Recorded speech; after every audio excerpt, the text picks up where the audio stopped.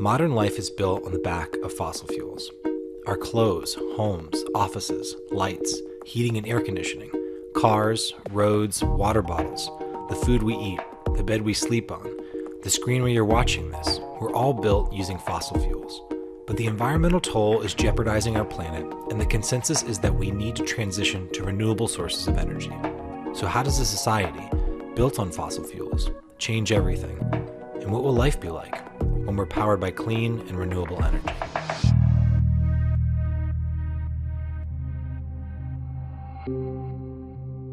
When you turn on your lights in 30 to 40 years, if everything goes well, the energy to power your home, to get your electricity on, is going to be powered by renewables. I'm pretty optimistic about renewable energy, but the question still remains, what will the decisions be that the private sector takes, that government takes over the next 10 years, 15 years, 20 years? Before we envision what our lives will be like in the future, we need to go back over 250 years to see how the US and the rest of the globe got to this point where fossil fuels are so heavily relied upon. Fossil fuels, including natural gas, oil, and coal, really powered industrialization. And most of our energy services actually still come from fossil fuels. It's the foundation of our economy. Our energy consumption has grown tenfold since the turn of the 20th century. And in 2020, 79% of the energy we consumed was from fossil fuels. It's not just about powering your car if you're driving using gasoline or diesel. It's not just about creating electricity for when you turn the lights on, but it's also about powering all sorts of manufacturing processes, industrial processes, and creating many of the objects that we have in our world around us. Industrial manufacturing is the biggest consumer of energy at 33%. Followed by transportation, residential, and commercial. It's literally everything. It's not just the grid, but it's how we get around. It's our food systems. Fossil fuels contain carbon. When they're burned, that carbon combines with oxygen to create carbon dioxide. And that's leading to a thermal instability and a host of climate impacts ranging from severe weather to drought to wildfires, and really risking human livelihoods and even human life on this planet.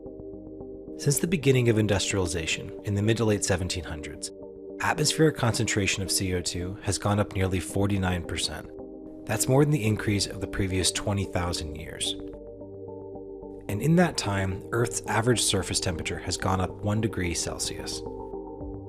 A United Nations panel warned that warming above 1.5 degrees will lead to a further increase in extreme weather events, loss of biodiversity, and significant risk to human health. We really need a societal shift, like a significant societal shift. We have already done enough damage to the atmosphere. We're going to see more intense storms. We're going to see more intense wildfires. We're going to see more intense rains. The renewable energy transition is about making sure it doesn't get that much worse. Up until recently, there were really significant questions about whether we could transition to another foundation. This question has now been answered in that we have cost-competitive, renewable primary energy in the form of solar and wind energy, and also in other types of renewable energy. I think that a lot of places are going to see gas-powered stoves phase out, and this is a trend that's really picking up steam because natural gas is a fossil fuel. If you're living in a city, investing further in really reliable, convenient public transport, making it pleasant for people to bike, or they choose to walk to work, they have a good environment to do that. For those who drive, switching to electric vehicles is critical to lowering our carbon emissions. Americans consumed 337 million gallons of gasoline per day in 2020, and transportation made up 26% of energy consumption. If you electrify vehicles, then you could potentially run those vehicles on clean energy that doesn't emit greenhouse gases. As electric vehicles become the norm, the amount of charging stations will need to increase. In the bipartisan infrastructure agreement signed in November of 2021, $7.5 billion were targeted for the installation of 500,000 new charging stations across the country by 2030. But the transition goes beyond lifestyle changes.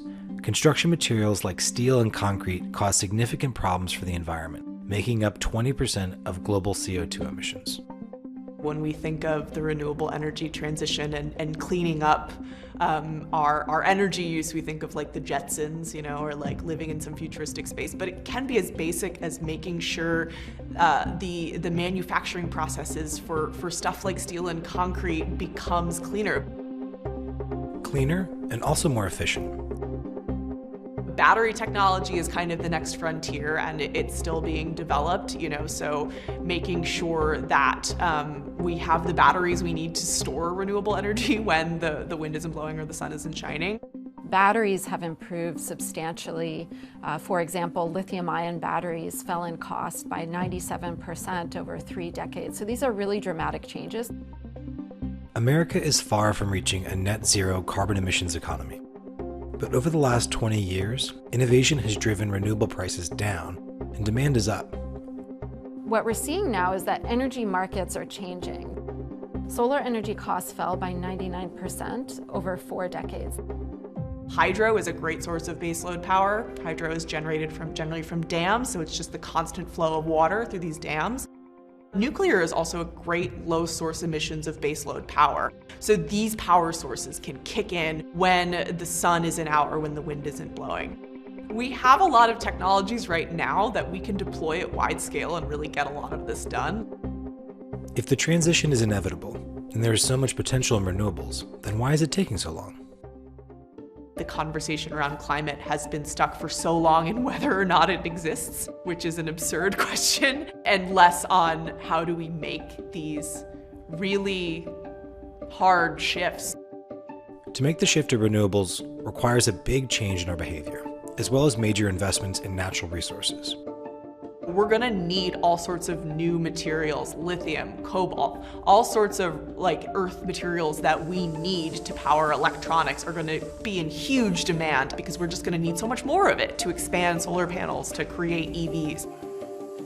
There are also questions around companies' commitment to real change. You know, there's a real market share value for putting a green label on something. There was a recent analysis of some major corporations' net zero plans that found that they were encouraging some of the brands that they own to cut corners as much as possible, you know, like buy some offsets, like do some fudgy math because we really want the green label on some of our products. Those things don't fool the atmosphere. Experts say there is room for both fear and optimism as we look toward the future of energy. However, with each passing year, the opportunity to stabilize the Earth's temperature becomes more difficult. Climate change is a public health crisis. So when we talk about transitioning, it's about making sure that the world we're in doesn't get more catastrophic. Southern Africa just went through 2 big juiced up cyclones in a row, and there's also a drought going on that is really eliminating food supplies right now in Madagascar. Folks in Bangladesh are going to see their homes absolutely destroyed with sea level rise very, very soon.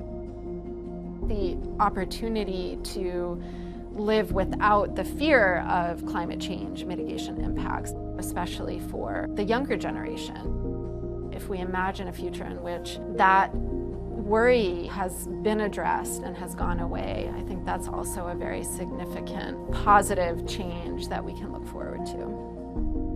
It's hard to make the logical leap from installing a solar panel to making sure people are safe, but that's kind of what we're talking about here. We're talking about making sure the world keeps being habitable for humanity.